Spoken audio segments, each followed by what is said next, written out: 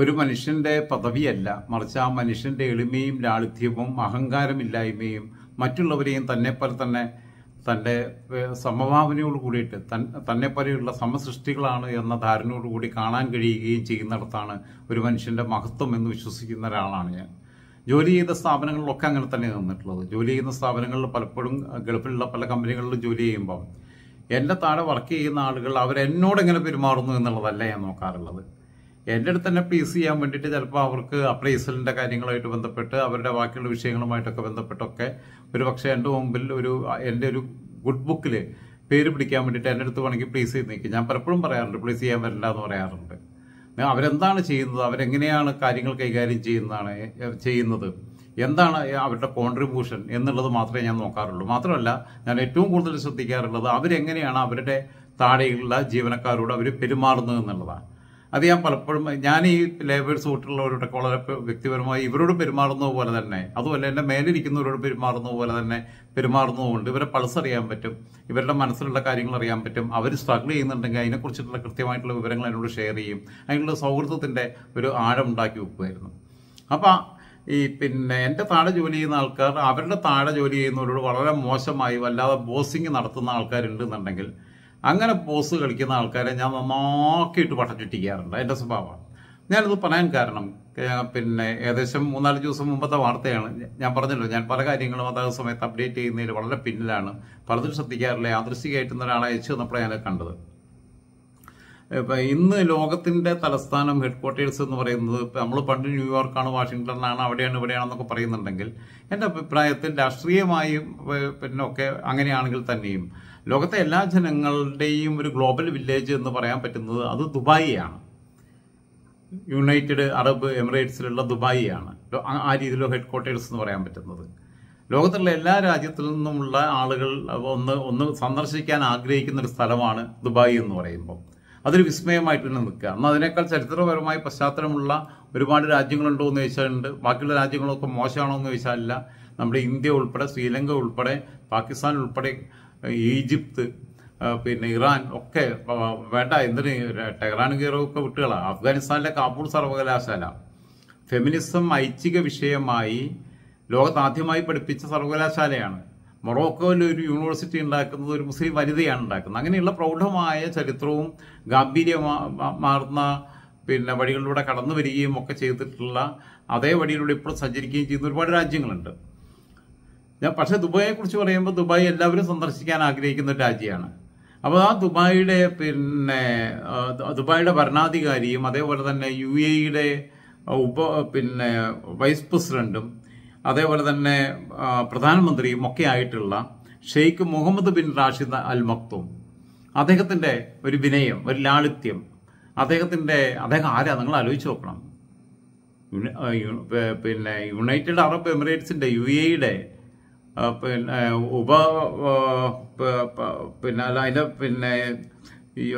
അതിന്റെ വൈസ് പ്രസിഡന്റാണ്, ദുബായിയുടെ പ്രധാനമന്ത്രിയാണ്, അതിന്റെ ഭരണാധികാരിയാണ്, ഒക്കെ ആയിട്ടുള്ള ആൾ, അവിടുത്തെ അവസാനത്തെ വാക്കായിട്ടുള്ള വ്യക്തി.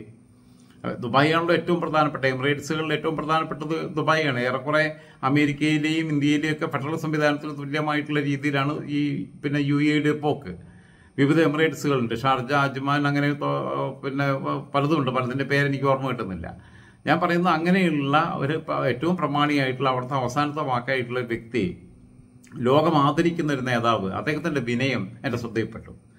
അത് സംഭവം എന്താണെന്ന് വെച്ച് കഴിഞ്ഞാൽ, അദ്ദേഹം ഒരു മാളിലൂടെ നടന്നു പോകുമ്പോൾ ഒരു സ്ത്രീ ആ സ്ത്രീക്ക് നടന്നു പോകാൻ വേണ്ടി വഴിയൊരുക്കി കൊടുക്കുന്ന ഒരു വീഡിയോ ദൃശ്യങ്ങൾ സമൂഹ മാധ്യമങ്ങളിൽ വല്ലാതെ വ്യാപിച്ചിട്ടുണ്ട്. ഞാനത് അതിന്റെ ഫോട്ടോ മാത്രമേ എൻ്റെ അടുത്തുള്ളൂ. ആ വീഡിയോ എനിക്ക് ഇപ്പോൾ എടുക്കാന്നല്ല, കോപ്പിറൈറ്റ് ഇടിക്കും. ഒരു സ്ത്രീ പോവുകയാണ്. അപ്പൊ ദുബായിയുടെ ഈ ഭരണാധികാരി ഷെയ്ഖ് മക്തൂം ഒരു വടി കൊണ്ട് ബാക്കിയുള്ള അംഗരക്ഷകരെയും അദ്ദേഹത്തിന്റെ കൂടെയുള്ള അനുചരന്മാരെയും തടയുന്ന ദൃശ്യമാണ് ഇത് കാണുന്നത്. അത് സംഭവം എന്താണെന്ന് വെച്ച് കഴിഞ്ഞാൽ ഇങ്ങനെയാണ്. ഒരു നിമിഷം കൊണ്ടാണ് അദ്ദേഹം ലോകത്തിന്റെ മുമ്പിൽ വിനയത്തിന്റെ, എളിമയുടെ, ലാളിത്യത്തിന്റെ ഒക്കെ പ്രതീകമായി മാറുന്നത്. ഞാനും അവരും ഒക്കെ ഒരേപോലെയാണ്. ഇപ്പൊ ദൈവവിശ്വാസിയാണെങ്കിൽ ദൈവത്തിന്റെ സൃഷ്ടികളാണ്, ദൈവവിശ്വാസിയല്ല നിരീശ്വരവാദിയാണ് എന്നുണ്ടെങ്കിൽ മനുഷ്യനും ചിന്തിക്കാവുന്നത് എല്ലാവരും ഒരേപോലെ തന്നെയാണ് എന്നുള്ളത് തന്നെയാണ്. അപ്പം ഈ സംഭവം എന്താണെന്ന് വെച്ച് കഴിഞ്ഞാൽ ഈ ഷെയ്ഖ് പിന്നെ മുഹമ്മദ് മക്തൂം അദ്ദേഹത്തിന്റെ പിന്നെ അനുജനന്മാരുടെ കൂടെ ഉദ്യോഗസ്ഥ ബൃന്ദത്തിന്റെ കൂടെ മാളിലൂടെ നടന്നു പോകുമ്പോൾ ഈ സാധാരണഗതിയിൽ ആളുകളുടെ ബഹുമാനം കൊണ്ട് അദ്ദേഹത്തെ തിരിച്ചറിഞ്ഞ് വഴിമാറി കൊടുക്കാറുണ്ട്. എന്നാൽ ഇപ്പോൾ ഒരു സ്ത്രീ ഈ യാത്രയ്ക്കിടയിൽ 1-ാം തീയതിയാണ് സംഭവിച്ചിട്ടുള്ളത്. 31-ാം തീയതിയാണ് അല്ല കഴിഞ്ഞ ഒക്ടോബർ 31 സംഭവിച്ചത്. ഭരണാധികാരിയാണ് മുമ്പിൽ ഇങ്ങനെ വരുന്നത് എന്നുള്ളത് അറിയാതെ ഒരു സ്ത്രീ പിന്നെ വേറെ ഏതോ ലോകത്ത് ചിന്തിച്ചുകൊണ്ട് പോവുകയാണ്. അവരവരെ വഴി കൂടി മുമ്പിക്ക് പോവുക. അതായത് ഭരണാധികാരി ഇങ്ങോട്ട് ഇങ്ങനെ വന്നുകൊണ്ടിരിക്കുകയാണ്. അയാളെ ക്രോസ് ചെയ്ത് അയാൾ നടന്നു വരുന്ന വഴിയെ തടസ്സപ്പെടുത്തിക്കൊണ്ട് അയാളെ മറികടന്ന് അപ്പുറത്തേക്ക് പോവുകയാണ്, പാസ് ചെയ്യുകയാണ് ചെയ്യുന്നത്. അപ്പോൾ ഏതോ കടയിലിട്ടോ മറ്റോ ശ്രദ്ധിച്ചിരിക്കുകയായിരുന്നു. പിന്നെ ഇവർ ഈ കൂട്ടത്തിനടുത്ത് എത്തിയപ്പോഴത്തേക്ക് തന്നെ ഇദ്ദേഹത്തിന്റെ അനുയായി വൃന്ദത്തിന്റെ കൂടെ ഇദ്ദേഹം കടന്നു വരുന്ന പരിവാര സമേതം കടന്നു വരുമ്പോൾ അദ്ദേഹത്തിന്റെ അടുത്തെത്തിയപ്പം അംഗരക്ഷകർ അവരെ തടയാനും വഴി മാറ്റാനും ആയിട്ട് ശ്രമിച്ചു. ആ സമയത്താണ് ഞാൻ പറഞ്ഞ പോലെ ഹെയർ ടെസ്റ്റിംഗ് ആയിട്ടുള്ള ഒരു നിമിഷം ഉണ്ടായത്. ഷെയ്ഖ് മുഹമ്മദ് പിന്നെ മക്തൂം അദ്ദേഹം മുമ്പോട്ട് നടന്നു പോകുന്ന ആ കാലവിടെ വെച്ചു, പിന്നെ പിന്നോട്ട് വലിച്ചിട്ട് ഈ സ്ത്രീക്ക് കടന്നു പോകാൻ വഴിയൊരുക്കി. നിങ്ങൾ ആലോചിച്ചു നോക്കും, സാധാരണക്കാരന്റെ യാത്രാ സൗകര്യങ്ങൾ തടസ്സപ്പെടുത്തിക്കൊണ്ട് ഇവിടെ മന്ത്രിമാർക്ക് വഴിയൊരുക്കുക. നമ്മുടെ നാട്ടിൽ ആശുപത്രി പോകേണ്ടവന് വരെ ആംബുലൻസിൽ വഴി കുടുങ്ങി കിടക്കും. എന്നിട്ട് ഈ മന്ത്രിമാർക്ക് 120 കിലോമീറ്റർ സ്പീഡിൽ പോകണം, ബാക്കിയുള്ളവർ അങ്ങനെ പോകാൻ പറ്റില്ല. അതിനുവേണ്ടി വഴിയൊരുക്കുന്ന ഒരു കാലത്ത് നമ്മൾ പിന്നെ വലിയ ജനാധിപത്യ രാജ്യമാണ്, വലിയ സംഭവമാണെന്നൊക്കെ പറയണ ഇന്ത്യക്കാർ കണ്ടുപിടിക്കണം. മലയാളികൾ കാണണം, തമിഴന്മാർ കാണണം, ഹിന്ദിക്കാർ കാണണം, നരേന്ദ്രമോദി കാണണം, പിണറായി വിജയൻ കാണണം, രാഹുൽ ഗാന്ധി കാണണം. എല്ലാവരും കണ്ടു മനസ്സിലാക്കേണ്ടതാണ്, മാതൃകയാക്കേണ്ടതാണ്. എന്നിട്ട് ആ സ്ത്രീ നടന്നു പോയതിനു ശേഷം സ്ത്രീക്ക് അറിയില്ല അത് UAE ഭരണാധികാരിയാണെന്നുള്ളത്. വേണമെങ്കിൽ ഒറ്റ ദിവസം കൊണ്ട് അവരെ ഡിപ്പോർട്ട് ചെയ്യാം. വേണമെങ്കിൽ പിന്നെ ഇദ്ദേഹത്തെ അപകടപ്പെടുത്താനുള്ള ശ്രമമാണെന്ന് പറഞ്ഞിട്ട് കള്ളക്കേസിൽ കൊണ്ടുപോയിട്ട് അവിടെ നിന്ന് ചോദിക്കാനും പറയാനും ആരുമില്ല. അവിടുത്തെ ലീഗൽ പ്രൊസീജിയറൊക്കെ അങ്ങനെ തന്നെയാണ്. നാളെ കയറ്റി വിടുക എന്ന് പറഞ്ഞാൽ കയറ്റി വിട്ടു, വിസ ക്യാൻസൽ ചെയ്തു എന്ന് പറഞ്ഞാൽ ക്യാൻസൽ ചെയ്തു. അത് മൊത്തം GCCയിൽ ക്യാൻസൽ ചെയ്യണം എന്ന് പറഞ്ഞാൽ അതിനുള്ള സംവിധാനമുണ്ട്. അങ്ങനെയുള്ള സ്ഥലത്ത് ദുരുപയോഗപ്പെടുത്താതെ, ഒരധികാര ദുർവിനിയോഗവും കാണിക്കാതെ, ഞാൻ വലിയ സംഭവമാണെന്ന് കാണിക്കാതെ ഒരു സ്ത്രീ പിന്നെ അതിലെ കൂടെ വന്നു, അവർ പോകുന്നു, അവർക്ക് പോകാൻ വഴിയൊരുക്കി കൊടുക്കുന്നു. അത് കഴിഞ്ഞിട്ട് അവർ പാസ് ചെയ്തതിന് ശേഷമാണ് ഇയാൾ പിന്നെ മുന്നോട്ട് പോകുന്നത്. ഇത് പിന്നെ ഇതിന്റെ ദൃശ്യങ്ങൾ പിന്നെ വല്ലാതെ പിന്നെ പ്രചരിക്കപ്പെട്ടിട്ടുണ്ട്. പിന്നെ ലോകമെമ്പാടും ഉള്ള ആളുകൾ അത് ഷെയർ ചെയ്തുകൊണ്ട് പോയിട്ടുണ്ട്. നിങ്ങളത് ആലോചിക്കേണ്ടത് ഇപ്പം ചിന്തിക്കേണ്ട കാര്യമുണ്ട്. ഇപ്പം സ്കാൻഡിനേവിയൻ കൺട്രീസിലൊക്കെ ഇങ്ങനെയുണ്ട്, പല രാജ്യങ്ങളിലും. പിന്നെ സ്കാൻഡിനേവിയൻ കൺട്രീസിൽ മാത്രമല്ല കേട്ടോ, മറ്റു പല രാജ്യങ്ങളുണ്ട്. ഫിൻലാൻഡിലെ അതേപോലെ തന്നെ സ്വീഡനിലാണെന്ന് തോന്നുന്നു, അവിടെ അതേപോലെ സ്വിറ്റ്സർലൻഡിൽ ഒക്കെ ഉള്ള പ്രധാനമന്ത്രിമാരെ ഏതൊക്കെ രാജ്യങ്ങളെ കുറിച്ച് കേട്ടിട്ടുണ്ട്. സൈക്കിളിൽ യാത്ര ചെയ്യുന്നവരുണ്ട്, പ്രസിഡന്റുമാർ, പ്രധാനമന്ത്രിമാരൊക്കെ. അംഗരക്ഷകരും പരിവാരങ്ങളും സെക്യൂരിറ്റികളും ഒന്നുമില്ല, സാധാരണക്കാരെ പോലെ, ലേ പേഴ്സണെ പോലെ തന്നെ. പ്രഭാത സവാരിക്ക് എല്ലാവരും പോകുന്ന സ്ഥലത്ത് റോട്ടിൽ കൂടി നടക്കുന്നവരുണ്ട്, അങ്ങനെയുള്ളവരുണ്ട്. കാരണം അവരുടെ മടിയിൽ കനമില്ല, അതുകൊണ്ട് അവർക്ക് ഭയപ്പെടേണ്ട ആവശ്യമില്ല. അവരാരെയും ആക്രമിക്കാൻ പോകാത്തതുകൊണ്ട് അവരെ ആരും ടാർഗറ്റ് ചെയ്യില്ല എന്നുള്ള തിരിച്ചറിവ് അവർക്കുണ്ട്. അവർക്ക് 10-400 പോലീസുകാരുടെ അകമ്പടികളോട് കൂടിയിട്ട് പോകേണ്ട ആവശ്യമില്ല, 10-30 വണ്ടി പൈലറ്റ് വാഹനങ്ങൾ ആവശ്യമില്ല, ഒന്നുമില്ല. ഇന്ത്യയിൽ സങ്കല്പിക്കാൻ പറ്റും നമുക്ക്. പഞ്ചായത്ത് പ്രസിഡന്റിനൊക്കെ ഇങ്ങനെ എസ്കോർട്ട് പോലീസിനെ കിട്ടാത്തതുകൊണ്ടാണ്. കിട്ടുന്നുണ്ടെങ്കിൽ അവരും ഉപയോഗിക്കും.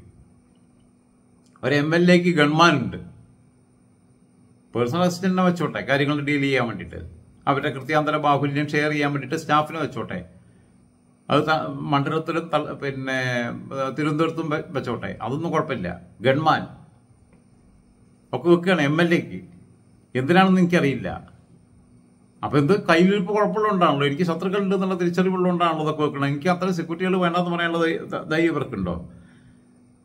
ഇവിടെ ഏതെങ്കിലും ഉദ്യോഗസ്ഥരെയൊക്കെ പരസ്യമായിട്ട് ശാസിക്കുക. അവരും മനുഷ്യരല്ലേ, അവരുടെ ആത്മാഭിമാനമല്ലേ ചോദ്യം ചെയ്യുന്നത്. ഇപ്പൊ ഗണേഷ് കുമാർ തന്നെ ഡ്രൈവറെയൊക്കെ പരസ്യമായിട്ട് വെള്ളം കുടിച്ച് കുപ്പി വെച്ചതിനെ, ഇവനൊക്കെ വായിൽ വെള്ളക്കരണ്ടിയായിട്ട് വെള്ളിക്കരണ്ടിയായിട്ട് ജനിച്ചതാ. വെള്ളിക്കരണ്ടിയായിട്ടല്ല വായില്, ഡയമണ്ട് കരണ്ടിയായിട്ട് ജനിച്ച ആളാ.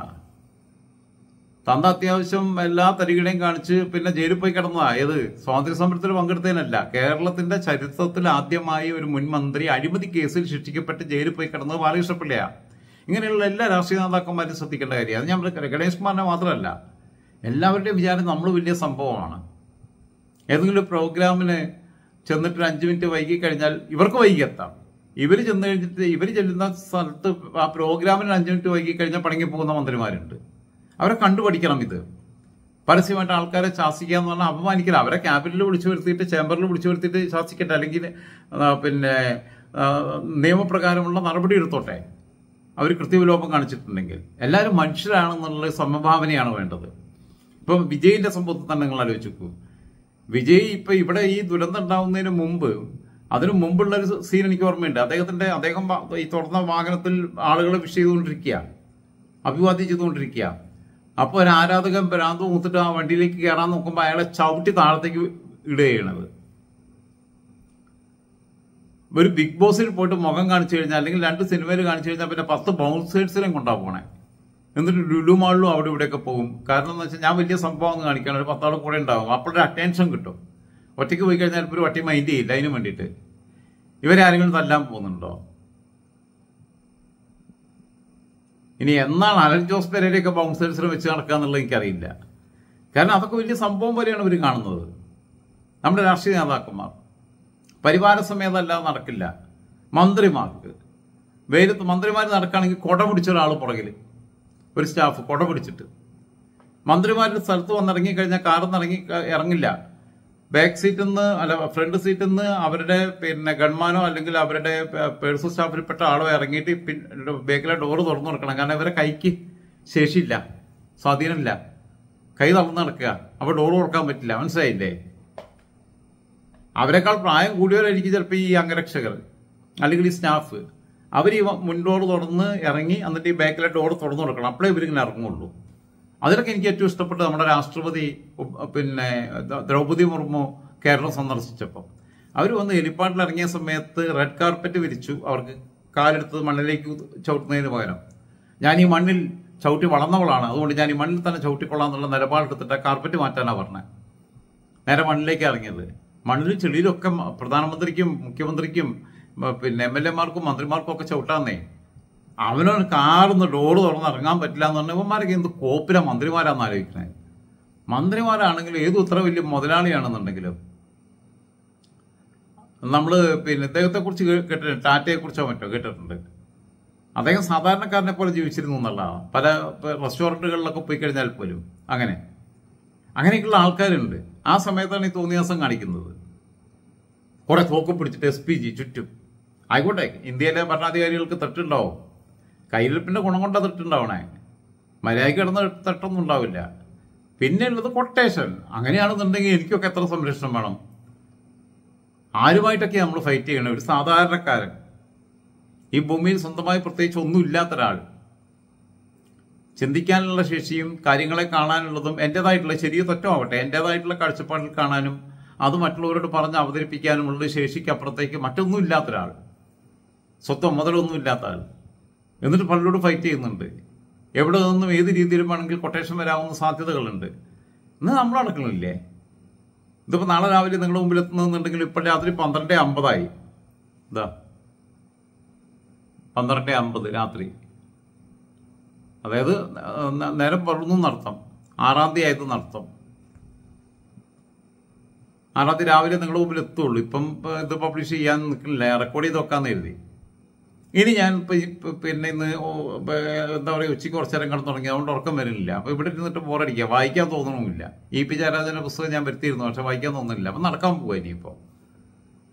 അപ്പോൾ ഇപ്പം 12:50 എന്ന് പറഞ്ഞു. അപ്പോൾ ഞാൻ 1 മണിക്കൂർ ഇത് ഷൂട്ട് ചെയ്ത് കഴിഞ്ഞിട്ട് ഞാൻ നടക്കാൻ പോകുകയാണെന്നുണ്ടെങ്കിൽ 2 മണി കഴിയുമ്പോഴാവും വരിക. എന്നിട്ട് പിന്നെ എന്തെങ്കിലും ചെറുതായിട്ട് ഭക്ഷണമൊക്കെ കഴിച്ചിട്ടൊന്ന് കിടന്ന് ഉറങ്ങുക. അപ്പം അങ്ങനെ നമ്മൾ പോകുന്നുണ്ട്. എല്ലാ മനുഷ്യരും അങ്ങനെ തന്നെയല്ലേ സഞ്ചരിക്കുന്നത്? ഈ ഗുണ്ടകളൊക്കെയാണ് ഇങ്ങനെ അകമ്പടിയായിട്ട് പോകുന്നത്. അപ്പോൾ എന്തായിരുന്നാലും വളരെ മാതൃകയാക്കാവുന്ന, ലോകത്തിന് മാതൃകയാക്കാവുന്ന രീതിയിലുള്ള വളരെ ലളിതമായ വിശുദ്ധമായ മാനസിക മൂല്യങ്ങൾക്ക് പരിഗണന കൊടുക്കുന്ന, തൻ്റെ മുമ്പിലൂടെ തൻ്റെ രാജ്യത്ത് വന്ന് ജോലി ചെയ്യുന്ന സാധാരണക്കാരിയായ ഒരു വേറെ രാജ്യക്കാരിയായ സ്ത്രീ നടന്നു പോകുമ്പം അവർക്ക് വേണ്ടി താൻ വഴിമാറി കൊടുക്കുന്ന ഒരു കാലം നമുക്ക് സ്വപ്നം കാണാൻ പറ്റുമോ കേരളത്തിലോ ഇന്ത്യയിലോ ഒക്കെ എവിടെങ്കിലും? എന്തായിരുന്നാലും ഈ പിന്നെ അദ്ദേഹത്തിൻ്റെ പൂർണ്ണമായ പേരെനിക്ക് ഓർമ്മ കിട്ടാത്തതുകൊണ്ട് ഞാൻ ഒരിക്കൽ കൂടി വായിക്കുകയാണ്. UAE-യുടെ ദുബായിയുടെ ഭരണാധികാരിയും അതേപോലെ തന്നെ UAE-യുടെ വൈസ് പ്രസിഡന്റും പ്രധാനമന്ത്രിയും ഒക്കെ ആയിട്ടുള്ള Sheikh Mohammed bin Rashid Al Maktoum എന്ന് പറയുന്ന ആ മഹാനായ മനുഷ്യനെ എല്ലാവിധ അദ്ദേഹത്തിന് ദീർഘായുസ് നൽകട്ടെ എന്ന് ആഗ്രഹിച്ചുകൊണ്ട് അദ്ദേഹത്തെ പോലെ ചിന്തിക്കാൻ മറ്റ് രാഷ്ട്ര നേതാക്കന്മാർക്ക്, സെലിബ്രിറ്റികൾക്ക് ഒക്കെ കഴിയട്ടെ. എല്ലാവരും സെലിബ്രിറ്റികളാണെന്നേ. ഓരോ മനുഷ്യനും സെലിബ്രിറ്റിയാ. ഒരാൾക്കുള്ള കഴിവല്ല മറ്റൊരാൾക്ക് കിട്ടുന്നതെന്ന് മാത്രം പറഞ്ഞുകൊണ്ട് അധികം പറഞ്ഞ് ബോറടിപ്പിക്കില്ല. ഇപ്പം തന്നെ 15 മിനിറ്റ് ബോറടിപ്പിച്ചു. എല്ലാവർക്കും ശുഭദിനാശംസകൾ.